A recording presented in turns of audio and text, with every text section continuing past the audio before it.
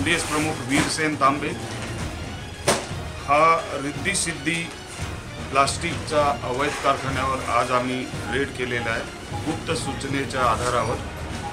आणि यावेळेस इथे सगळे जे कर्मचारी या त्यांचे कारखाना सुरू होता, बाहेरून कुलूप लावलेलं होतं। सर्व कर्मचाऱ्यांना स्टाफ थांबवून त्यांना बाहेर काढून नंतर इथं सर्च सुरू करण्यात आला।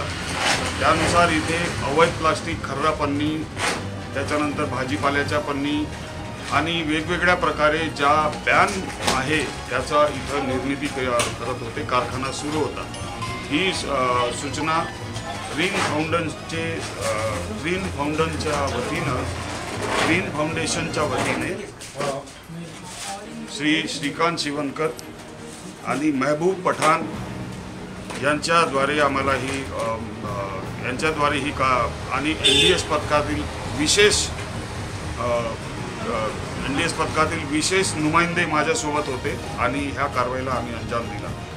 आता सध्या माल जप्त करून त्याची मोजणी सुरू आहे आणि आमच्यासोबत महाराष्ट्र पोल्यूशन कंट्रोल बोर्डचे श्री अमोल देशमुख हे अधिकारी आमच्यासोबत उपस्थित आहेत कारवाईमध्ये आणि ते आम्हाला पूर्ण मदत करत आहे की याच्यामध्ये बॅन आणि जे अवैध प्लास्टिक आहे त्याला आम्ही आता जप्त करण्याची कारवाई सुरू केली।